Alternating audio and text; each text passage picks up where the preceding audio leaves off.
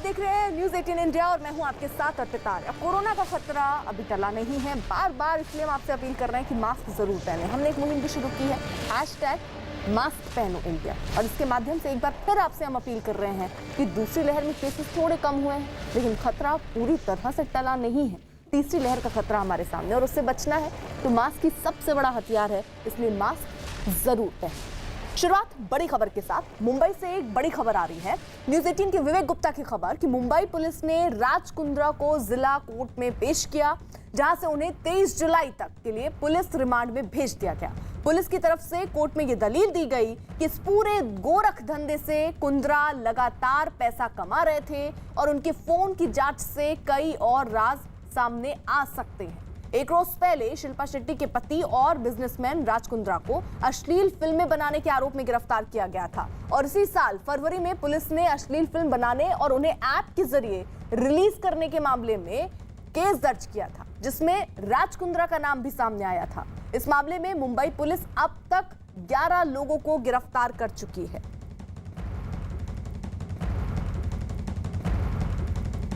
तो यानी 23 जुलाई तक, देखिए 23 जुलाई तक पुलिस के रिमांड में भेजा गया है। जो सबूत थे जाहिर तौर पर आज कोर्ट के सामने रखे गए, क्योंकि टीम का ये कहना है कि पूरे सबूत हैं। आरोपियों ने ये बात कही है जिनको पकड़ा गया है कि राज कुंद्रा सीधे सीधे इससे जुड़े हुए थे। साथ ही साथ कुछ व्हाट्सएप चैट जो हैं वो भी सामने आए हैं, जिसके बाद फिलहाल रिमांड पर लिया गया है 23 जुलाई तक।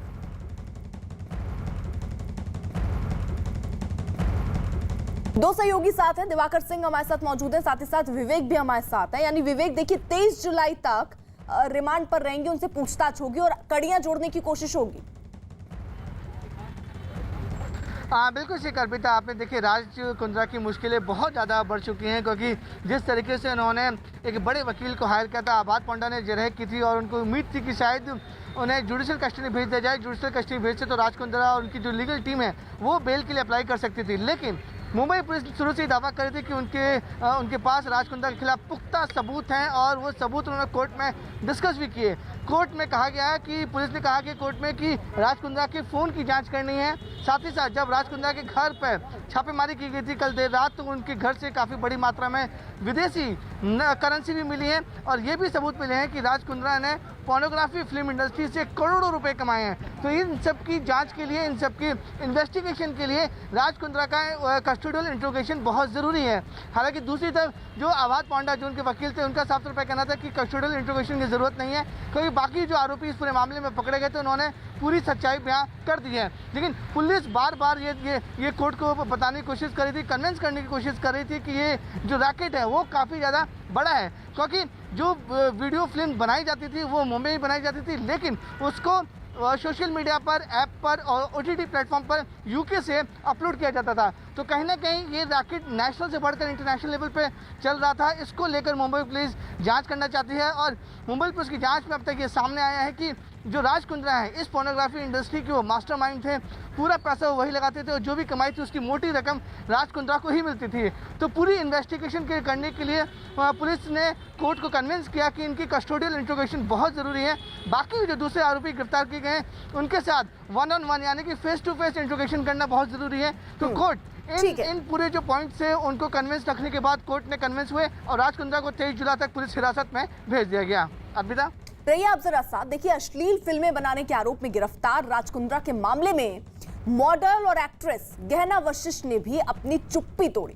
पॉर्न वीडियो शूट मामले में गहना को भी गिरफ्तार किया गया था। बाद में उन्हें 5 महीने बाद 19 जून को बीमार पड़ने के बाद जेल से बेल पर रिहा किया गया था। इस मुद्दे पर गहना ने क्या कहा, सुनिए। वीडियोस को देखें, उसके बाद डिसाइड करें क्या है। और बाकी मुझे मुंबई पुलिस पे पूरा ट्रस्ट है, फुल फेथ है मुझे मुंबई पुलिस पे।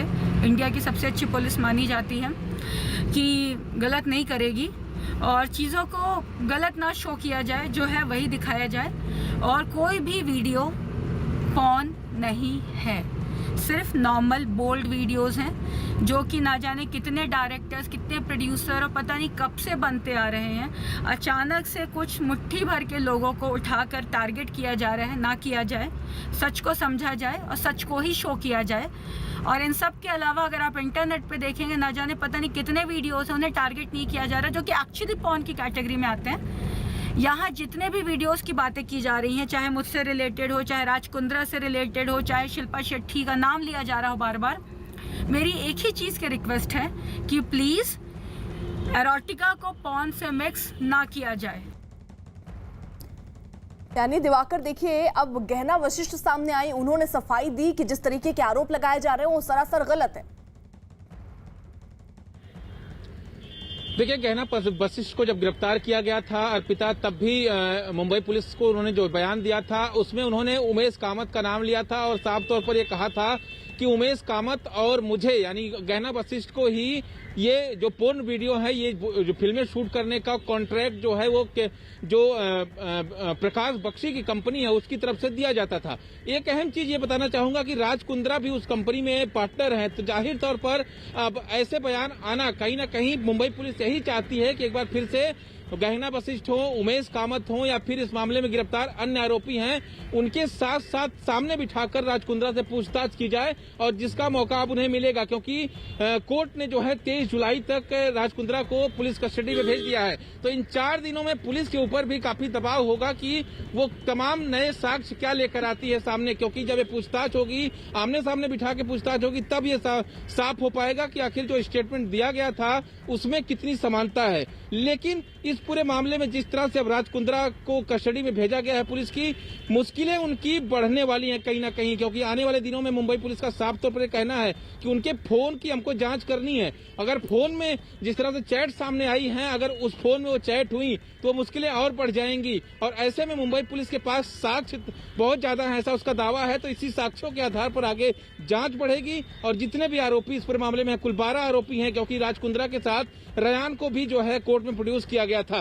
तो ऐसे में रयान जो है वो राज कुंद्रा की जो कंपनी है जिसके बैनर तले जो है ये वीडियो शूट होते थे, उसका आईटी हेड भी बताया जा रहा है। जो एक वेबसाइट है जिस पर ये वीडियो अपलोड किए जाते थे, हॉटशॉट वेबसाइट, उस पर भी जो है पूरी तरह जो वीडियो अपलोड किए जाते थे उसका वो हेड है। तो साफ तौर पर मुंबई पुलिस को पूछताछ करनी है। अब कैसे आगे बढ़ाती है जांच पुलिस को, ये देखना है अर्पिता। ठीक, आप रहिए जरा साथ। राज कुंद्रा की गिरफ्तारी पर महाराष्ट्र के अमरावती से लोकसभा सांसद नवनीत कौर राणा का भी बयान सामने आया। उन्होंने क्या कहा, सुनिए। राज कुंद्रा को मुंबई पुलिस ने गिरफ्तार किया है, कैसे देखती है मैम? पोर्नोग्राफी का आरोप लगाया है। मुझे लगता है जो आरोप है वो बहुत ज़्यादा किसी को भी डाइजेस्ट होने वाला आरोप नहीं है, पर कहीं ना कहीं जांच में कुछ ना कुछ मिला होगा, तो ज़रूर उसकी जांच होनी चाहिए। अगर आरोप सिद्ध होते हैं तो फिर कितना बड़ा भी नाम हो या कितना बड़ा भी कोई व्यक्ति हो, उस पर कार्रवाई उतनी ही तरीके से होनी चाहिए जिस पे आम लोगों पे कार्रवाई होती है। तो मुझे लगता है अगर गुनाह सिद्ध हो जाता है तो उन पे भी उसी तरीके से कार्रवाई की जानी चाहिए, क्योंकि ये छोटा मोटा आरोप नहीं है। और अगर उनकी ग्रुपिज्म दिखती है, व्हाट्सअप शेयरिंग्स दिख रहे हैं, व्हाट्सअप चैटिंग्स अगर मिल जाती है, तो मुझे लगता है उस पर कार्रवाई किसी पे भी होनी चाहिए, फिर वो कोई नाम भी हो। वहीं मुंबई पुलिस की जांच के दौरान राज कुंद्रा से जुड़ी कई अहम जानकारियां भी सामने आई। न्यूज़ 18 के आशीष सिंह की खबर कि राज कुंद्रा और अश्लील फिल्म से जुड़े लोगों का एक व्हाट्सएप ग्रुप बना था और इस ग्रुप में शामिल लोग अश्लील फिल्म बनाने, उसे ऐप पर अपलोड करने और उससे होने वाली कमाई के बारे में चर्चा करते थे। मुंबई क्राइम ब्रांच की जांच में यह भी पता चला कि ब्रिटेन में रह रहा राज कुंद्रा का रिश्तेदार प्रकाश बख्शी केनरिन नाम की एक कंपनी चलाता था। आरोप है कि राज कुंद्रा अप्रत्यक्ष तौर पर इस कंपनी के मालिक हैं, जबकि राज कुंद्रा के पूर्व पीए उमेश काम भारत में इस कंपनी का कामकाज देखता था। क्राइम ब्रांच के मुताबिक ये कंपनी अश्लील फिल्मों के लिए कई एजेंट्स को कॉन्ट्रैक्ट देती थी और उन्हें फंड भी मुहैया कराए जाते थे।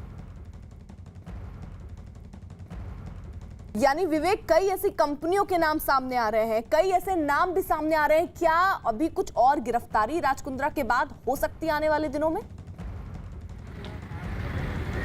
हाँ, बिल्कुल सही अर्पिता, आपने देखिए जिस तरीके से कोर्ट में मुंबई पुलिस ने खुलासा किया है कि कई कंपनी के नाम सामने आ रहे हैं। अब मुंबई पुलिस ये जांच करना चाहती है कि जो ये पोर्नोग्राफिक धंधे से जो काली कमाई आती थी वो राज कुंद्रा किन किन जगह इन्वेस्ट करते थे, कौन कौन सी कंपनियों में पैसा डाला जाता था। एक जो कंपनी का नाम आ रहा है, बिहान कंपनी का नाम आ रहा है, उसमें उस कंपनी से मुंबई क्राइम ब्रांच को बड़ी मात्रा में फॉरेन करेंसी मिले हैं। साथ ही साथ उनके घर पे जब छापेमारी की थी तो कुछ फ़ोन मिले हैं। उसकी जांच क्राइम ब्रांच के अधिकारियों को करनी है। यही वजह है कि कस्टोडियल इंट्रोगेशन की मांग की गई थी। लेकिन सबसे अहम जांच ये है कि ये तार मुंबई क्राइम ब्रांच जो जोड़ना चाहती है और जांच करना चाहती थी, क्या ये रैकेट इंटरनेशनल लेवल पर चलाया जा रहा था, क्या इस रैकेट के लोग हिंदुस्तान के बाहर बैठे हुए लोगों भी ऑपरेट कर रहे थे। तो जिस तरीके से जो तार है वो हिंदुस्तान मुंबई से जोड़कर यूके के लंदन में जोड़े जा रहे हैं, तो कहीं ना कहीं ये बड़ा कोई फोनोग्राफिक रैकेट हो सकता है कि जिसकी वीडियो बनाने के बाद दूसरी जगह सोशल वेबसाइट पे अपलोड किया जाता था। साथ ही साथ मुंबई क्राइम ब्रांच ये भी जांच कर रही है कि क्यों जो वीडियो मुंबई के मड इलाके में बनते थे, क्या ये वीडियो हिंदुस्तान के अलग अलग शहरों में भी बनाए जाते थे। तो ये पूरी इन्वेस्टिगेशन को लेकर मुंबई क्राइम ब्रांच काफ़ी ज़्यादा सीरियस है और ये जांच कर रही है कि जो वीडियो यहाँ से बनते थे उसको यूके लंदन में भेजा जाता था और लंदन में बैठा एक आरोपी उसे सोशल मीडिया पोर्नोग्राफिक वेबसाइट पर अपलोड करता था। तो कहीं ना कहीं ये पूरा जो रैकेट है वो इंटरनेशनल लेवल पर दिखता हुआ नजर आ रहा है। इसकी जांच मुंबई क्राइम ब्रांच को करनी है। इसी वजह से उन्होंने जो सारे एविडेंस है वो कोर्ट के सामने रखे और कोर्ट को कन्विंस करने की कोशिश की कि ज़्यादा से ज़्यादा इंट्रोगेशन करने के लिए राज कुंद्रा की पुलिस हिरासत उन्हें चाहिए। 3 दिन की पुलिस हिरासत मिली है। अब पुलिस के पास 3 दिन का बड़ा समय है। 3 दिन के अंदर मुंबई पुलिस का दावा है कि इस पूरे मामले में और भी गिरफ्तारियां हो सकती हैं और 3 दिन में राज कुंद्रा के साथ जो पूछताछ होगी, जो दूसरे आरोपी हैं उनके साथ पूछताछ होगी, दोनों आरोपियों को बैठाकर आमने सामने बैठ के भी पूछताछ होगी। तो मुंबई पुलिस का दावा है कि इस पूरे फोनोग्राफिक मामले में 3 दिन के अंदर कोई बड़ा खुलासा मुंबई क्राइम ब्रांच कर सकती है। अर्पिता, राज कुंद्रा की गिरफ्तारी पर बीजेपी नेता मनोज तिवारी ने भी कुछ कहा। क्या कहा, जरा वो भी सुनिए। फिल्म इंडस्ट्री से काफ़ी लंबे समय से जुड़े हुए हैं। राज कुंद्रा जो शिल्पा शेट्टी के पति भी हैं, उनको कल मुंबई क्राइम ब्रांच ने गिरफ्तार किया और आरोप है कि जो अश्लील मूवी बनाते हैं वो और उसको विदेशों में भी भेजते हैं। देखिए, ये बड़ा ही हम लोगों के लिए शॉकिंग रहा क्योंकि उस परिवार को पूरा देश जानता है। लेकिन अभी हम कुछ भी कहने की स्थिति में नहीं है, ना कुछ कहना चाहते हैं, क्योंकि इसमें क्या बात है, वास्तविकता क्या है, अभी आरोप लगा है। इसकी जब तक सच्चाई और कुछ तथ्य न आ जाए, मैं समझता हूँ इस पर बोलना ठीक नहीं होगा। क्या ऐसा लगता है कि जो शिल्पा शेट्टी उनके कुछ बयान थे मोदी सरकार को लेकर, पॉजिटिव बयान थे, तो उसको लेकर हो सकता है उनके पति को निशाना बनाया जा रहा हो, क्योंकि महाराष्ट्र सरकार और केंद्र सरकार में बड़ी खींचातानी भी चल रही है। देखिए, अभी हम कुछ भी बोलने की जल्दी में नहीं आना चाहते हैं, लेकिन विगत कुछ दिनों से एक तो दिखा है कि महाराष्ट्र में थोड़ा सा बदले की राजनीति ज़्यादा है, लेकिन ये मुद्दा अलग है। इसमें क्या हो रहा है हमें देखना चाहिए। We should wait for truthful result. तो लेकिन आप काफ़ी समय से उन्हें जानते भी हो, क्या लगता है कि राज कुंद्रा ऐसा कर सकते हैं? भाई, जैसा उन लोगों के बारे में अभी तक हम सब जानते हैं, ये जानकारी ही शॉकिंग है, ये आरोप ही बहुत शॉकिंग है। बट क्या है, जब तक सच्चे पता न चल जाए हम कुछ भी नहीं कहना चाहते।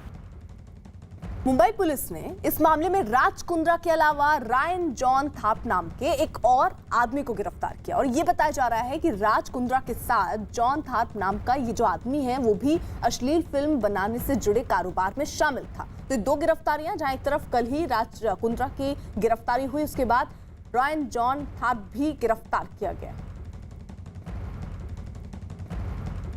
राज कुंद्रा की गिरफ्तारी पर एक्टर रजा मुराद ने क्या कहा, वो सुनवाते हैं।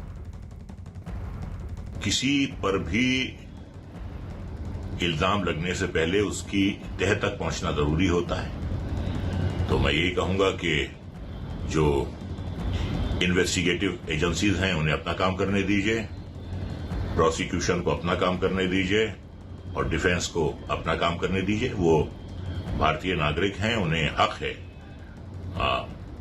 अपने बचाव का, अपना पक्ष रखने का। तो जो भी अदालत का फैसला आएगा वो सही होगा, दुरुस्त होगा। तो हम फैसले का इंतजार करते हैं और हमें ये उम्मीद रखनी चाहिए कि वो बाइज्जत बरी होंगे, यही हम कह सकते हैं। बाकी जो भी फैसला अदालत का होगा वो हम सबको मंजूर होगा। इस पूरे मामले पर एक्टर सुनील पाल और राजू श्रीवास्तव की तरफ से भी बयान आया। उन्होंने क्या कहा वो भी जरा आपको सुनवा दें। राज कुंद्रा साहब शिल्पा शेट्टी जी के पति देव तो वो पॉर्न फिल्म के केस में पकड़े गए। उन पर यह आरोप है कि वो पॉर्न फिल्म बनाने के लिए फाइनेंस करते हैं, ऐसा किसी एक्ट्रेस गहना वशिष्ठ ने कहा है। हालांकि गहना वशिष्ठ को भी मैं जानता हूँ और मुझे कानून पे भरोसा है और मुझे लगता है कि जो कुछ भी हुआ है अगर गलत है तो फिर उसके लिए मुझे लगता है कि हमें पूरे बॉलीवुड को मिल के एक स्ट्रॉन्ग कदम उठाना चाहिए कि ऐसा नहीं होना चाहिए। और ये कहीं ना कहीं शुरुआत जो है इसकी वेब सीरीज वालों ने कर दी थी। राज कुंद्रा का ये गंदापन सामने है। अब ये लोग पैसा कमाने के लिए अपना धर्म ईमान बेच रहे, कुछ भी दिखा रहे हैं। देश की सभ्यता से और संस्कार से इनका कुछ लेना देना, इनको बस पैसा मिलना चाहिए, घर पे पैसा आना चाहिए। इसके जिम्मेदार हम और आप भी हैं। कानून तो अपना काम करेगा ही, मगर हमें सोशली भी इनका बायकॉट करना चाहिए।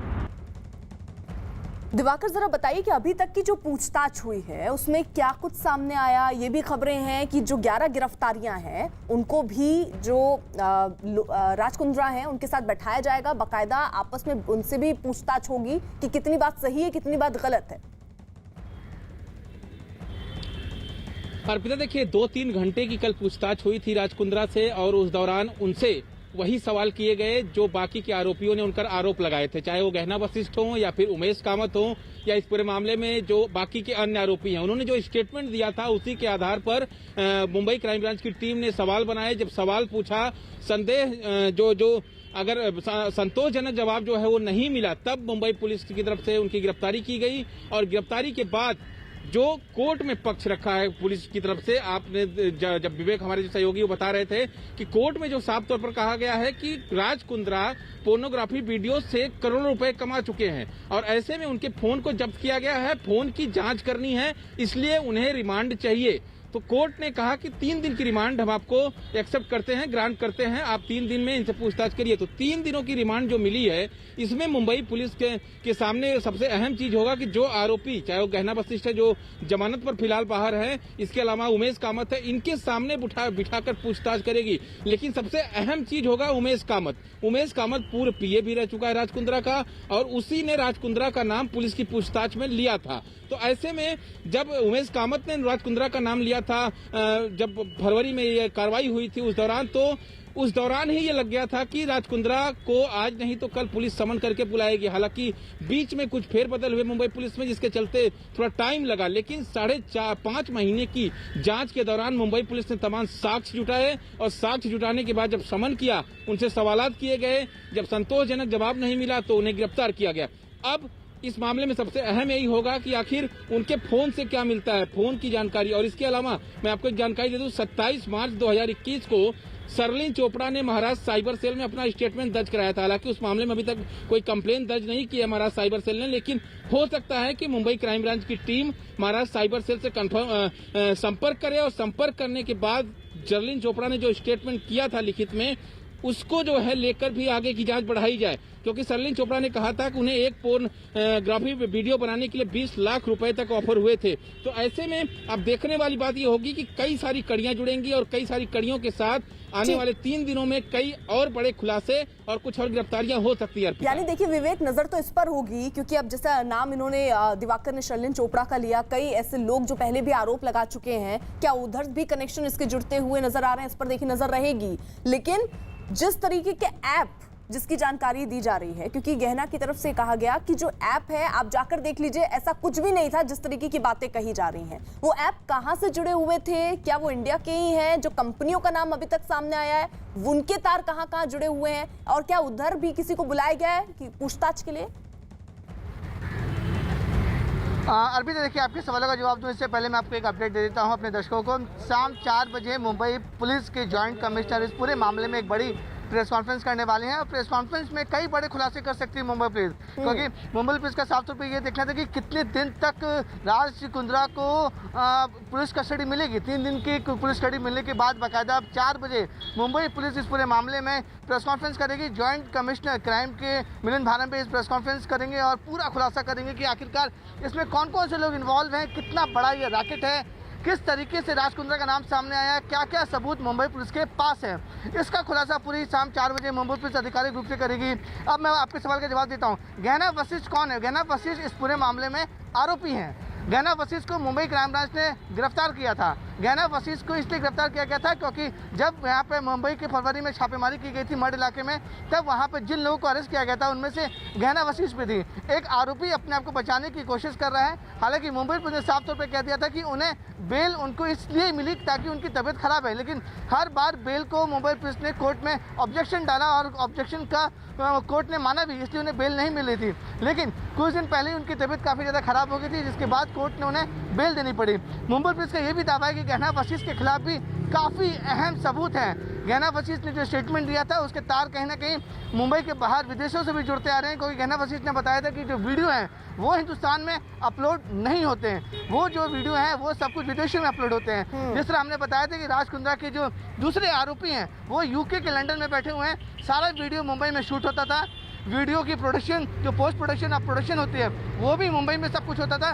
जो फाइनल वीडियो होता था उसे लंदन भेजा जाता था। लंदन भेजने के बाद लंदन में जो बैठा ठीक है, यानी विवेक देखिए 4 बजे भी नजर रहेगी, प्रेस कॉन्फ्रेंस होनी है, क्या क्या मिला, किस तरीके के सबूत हाथ लगे हैं और क्या पूछताछ में आगे किस तरीके से टीम बढ़ रही है, उस पर जरूर और जानकारी देंगे, उस पर भी हमारी नजर रहेगी। बहरहाल आप दोनों नजर बनाए रखिए। इसी बीच एक बड़ी खबर जयपुर से आ रही है। वहां खतरनाक माने जाने वाले पिटबुल नस्ल के पालतू कुत्ते ने 11 साल के बच्चे पर हमला कर दिया। बताया गया कि ये बच्चा अपने माता पिता के साथ किराए के एक मकान में रहता था। मकान मालिक के पास पिटबुल नस्ल का एक कुत्ता है। कल ये बच्चा अपने कमरे में खेल रहा था, तभी ये कुत्ता उसके कमरे में पहुंचा और उस पर झपट पड़ा। कुत्ते ने इस बच्चे को करीब 22 जगहों पर काट लिया। कुछ देर बाद बच्चे के रोने की आवाज सुनकर उसकी मां और पड़ोसी वहां पहुंचे और किसी तरह बच्चे को कुत्ते के जबड़े से छुड़ाया और बच्चे को तुरंत अस्पताल ले जाया गया। इस मामले में पुलिस ने केस दर्ज कर लिया है और नगर निगम ने पिटबुल नस्ल के इस कुत्ते को हिरासत में भी ले लिया है। ये स्टेबल है और जो कल से अभी थोड़ा जल्दबाजी है क्योंकि काटा काफ़ी है, उसका खून भी काफ़ी गया है कल से, तो खून भी काफ़ी कुछ निकला है। कल भी हमने उसको ब्लड दिए हैं, तो वैसे बच्चा होश में है अभी, पर देखते हैं कि 24 आवर्स कैसे और आगे निकल। भवानी हमारे साथ हमारे सहयोगी इस वक्त जुड़ चुके हैं। भवानी जरा ये पूरा मामला बताइएगा और बच्चे की स्थिति अभी कैसी है?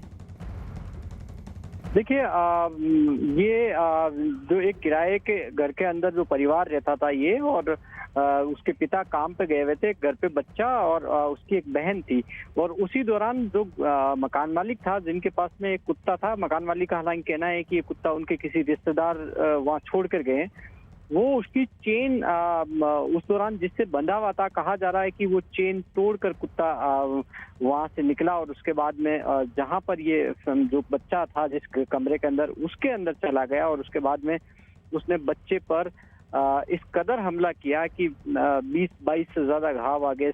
बच्चा बुरी तरह से जख्मी है, पूरा कमरा खून से भर गया था। मुश्किल से चिल्लाने की आवाज आई, तब उसकी माँ ने आकर उसको छुड़ाया किसी तरीके से पंजों से। पड़ोसी आए फिर दौड़कर, उन्होंने छुड़ाया, अस्पताल लेकर गए और अभी भी क्रिटिकल उसकी कंडीशन बनी हुई है। देखिए कि हैरानी की बात यह है कि जयपुर के अंदर कुत्ता पालना हो उसके लिए लाइसेंस लेना अनिवार्य है, और इसके साथ में ये भी आपको सर्टिफाई करना होता है कि कुत्ता आपके नियंत्रण के अंदर है। ये तमाम औपचारिकताएं पूरी करना, लेकिन इसमें जो पिटबुल कुत्ता पाला गया उसमें न तो लाइसेंस लिया गया, न नगर निगम में पंजीकरण कराया गया, ऐसी कोई औपचारिकताएं भी पूरी नहीं की। उसी के बाद में जो आरोपी है, केस दर्ज करने के बाद में आरोपी मकान मालिक को अरेस्ट कर लिया गया और जो कुत्ता है वो हिरासत में, कुत्ते को कस्टडी में ले लिया और उसको अभी स्वानगढ़ भेज दिया गया। जी ठीक, भवानी रहिए जरा साथ। अब कुत्ते के हमले में घायल बच्चे का इलाज अभी जारी है, वहीं बच्चे के माता पिता इस हादसे के बाद काफी डरे हुए हैं। आपके बेटे की तबीयत कैसी है? अभी थोड़ी, कल बच्चे थोड़ी ठीक है, ऐसे ही बोलता है, बातचीत करता है, ऐसे तो सही लग रही है थोड़ी, बस सोजन आ रहा है। वो तो जहाँ बेहोश हो जाता, ये बातचीत नहीं करता तो गंभीर लगता। कितने घाव बहुत ज़्यादा हो गए, घाव यहाँ भी हो गए, यहाँ हो गए, पैर में यहाँ भी हो गए, घाव तो बहुत ज़्यादा हो गए। अच्छा, कैसे हुआ था? आप उस वक्त कहाँ थे जब? हम मजदूरी करने चल गए थे, निकल गए थे वहाँ से, 8 बजे निकल गए थे। पीछे बच्चा अकेला था? एक लड़की और थी छोटी वाली। तो ये कुत्ता क्या उस टाइम खुला था या बंधा हुआ था? ये मेरे को ध्यान नहीं, सुबह मैं देख के गया था, वो कमरा के अंदर, कुत्ता कमरा के अंदर ही था, उसका मालिक भी कमरे के अंदर ही था। बाहर में देखने गया था, मुझे डर रहा नहीं है तो बाहर नहीं था, वो अंदर ही था। फिर उसके बाद में हम चल गए थे, वो बच्चे को बोल गए थे मैं कुत्ता इधर आ जाए तो गेट बंद करके रखना, बाहर मत जाना बिल्कुल ही। अब मैं तो निकल गया था, मेरे को पता नहीं वो खुला था या तोड़ा गया या कैसे आया वो कमरे के अंदर। बच्चा और बच्ची थी, जो वो छोटी वाली बच्ची थी, एक छोटी जो वो बोल रही थी वो बेटा कैसे खाया 20 साल को, कि पापा वो नीचे गेट बंद करने उतरा था तो उसको पकड़ लिया। फिर मेरे को ऐसे बोला निशु नीचे मत उतरना, तो मैं नीचे नहीं उतरी और उसको पकड़ लिया। वहीं राज्य के परिवहन मंत्री प्रताप सिंह खाचरियावास ने इस घटना पर दुख जताया। उन्होंने कहा कि सरकार बच्चे के इलाज का पूरा खर्च उठाएगी। साथ ही उन्होंने लोगों को पिटबुल नस्ल के कुत्ते नहीं रखने की अपील भी लोगों से की। मेरा ये मानना है कि जो पेट डॉग पालते हैं उनको मैं साफ कहूँगा कि मेरे यहाँ भी डॉग है, लेकिन वो आप सब मिलते हो उससे, वो पूरी गली में घूमता है, सबका दोस्त है, क्योंकि आप बचपन से वो खुला रखा है, तो खुला रखा है तो वो पिटबुल या ये रॉटवीलर तो रखना ही नहीं चाहिए। ये जर्मन शेफर्ड है या और जो ये लेब्रल डॉग है, ये लोग इस तरह से नहीं करते। ये बाकी डॉग आप रखते हो, जब आपके कंट्रोल में नहीं है तो ऐसे कुत्ते मत रखिए आप। ये कोई बहादुरी का काम नहीं है, शेर तोड़ना पड़ा है, मारोगे क्या लोगों को। इसी बीच एक बड़ी खबर कोलकाता से, वहां महेश तला इलाके में एक फैक्ट्री में अचानक आग लग गई। फैक्ट्री में ये आग कैसे लगी इसका फिलहाल पता नहीं चल पाया है, लेकिन फैक्ट्री में केमिकल होने की वजह से बताया जा रहा है ये आग जो है वो तेजी से फैली है, जिसके बाद फैक्ट्री से ऊंची ऊंची आग की लपटें निकलनी शुरू हुई। आसमान में धुआं भरा हुआ नजर आया। आग लगते ही वहां अफरा तफरी मच गई। आग लगने की जानकारी के बाद दमकल विभाग की 6 गाड़ियां वहां पर पहुंची हैं, आग बुझाने के काम में जुटी हुई हैं। लेकिन फिलहाल जरा आप तस्वीरें देखिए, किस तरीके का काला धुआं उठता हुआ नजर आ रहा है। इससे ही अंदाजा लगाया जा सकता है कि आग कितनी भयानक लगी होगी। ये तस्वीरें आप कोलकाता की देख रहे हैं, महेश तला इलाका, जहां एक फैक्ट्री बताई जा रही है, वहां पर अचानक आग लगी। फिलहाल आग कैसे लगी इसके बारे में तो जानकारी नहीं है, लेकिन कोशिश ये कि जल्द से जल्द आग पर काबू पाया जाए। आशिका हमारे साथ, हमारे सहयोगी इस वक्त जुड़ चुके हैं। आशिका, ये कैसे आग लगी और कोई हताहत भी हुआ है क्या? देखिए, केमिकल फैक्ट्री है ये जहाँ पर आग लगी है। फिलहाल किसी के हताहत होने की खबर तो नहीं है, लेकिन आग पर काबू पाना बड़ा ही मुश्किल हो रहा है। जो दमकल की 6 गाड़ियां वहां पर पहुंची हैं और लगातार मशक्कत कर रही हैं आग पर काबू पाने की, लेकिन अब तक आग पर काबू नहीं पाया जा सका है पूरी तरह से। हालांकि कुछ हद तक आग नियंत्रण में जरूर है और कारण जो है वो आग के बुझने के बाद जांच में पता चलेगा। संभव है कि शॉर्ट सर्किट प्राथमिक तौर पर कारण जो है वो बताया जा रहा है। और क्योंकि ये केमिकल फैक्ट्री थी तो बिल्कुल मिनटों के भीतर जो पूरी फैक्ट्री है वो धू कर जलने लगी। तो कुल मिलाकर ये तस्वीरें जरा आप देखिए, किस तरीके के हालात जब वहां पर आग लगी। ये नहीं पता चल पाया कि आग कैसे लगी, लेकिन कितनी भयानक लगी होगी तस्वीरों को देखकर आप अंदाजा लगा सकते हैं। एक फैक्ट्री जिसमें आग लगी, बताया गया कि फैक्ट्री के अंदर केमिकल था जिसकी वजह से आग जो है वो बहुत तेजी से भड़की। फिलहाल 6 गाड़ियां वहां पर मौजूद हैं। आग पर नियंत्रण पाने की कोशिश अभी भी जारी है, लेकिन बताया जा रहा है कि और वक्त लग सकता है, क्योंकि तस्वीरें अगर आप देखेंगे तो ही अंदाजा आप समझ जाएंगे कि ये आग कितनी भयानक होगी और इस पर काबू पाने में कुछ वक्त लग सकता है। 6 गाड़ियां आग बुझाने में जुटी हुई हैं। ये एक फैक्ट्री जिसमें केमिकल रखा था, उसके बाद इसमें आग लगी। कैसे आग लगी इसकी जानकारी नहीं है। गनीमत अभी जो खबरें प्राथमिक तौर पर निकल कर आ रही हैं उसमें यही गनीमत है कि किसी के भी हताहत होने की खबर अभी तक सामने नहीं आई। क्या ये फैक्ट्री उस वक्त चल रही थी, क्या कोई अंदर कर्मचारी भी मौजूद था, ये धीरे धीरे साफ होगा। लेकिन प्राथमिकता भी इसी बात की है कि जल्द से जल्द आग पर काबू पाया जाए। इसीलिए दमकल विभाग की 6 गाड़ियां वहां पर मौजूद हैं और लगातार कोशिश हो रही है कि आग पर काबू पाया जा सके।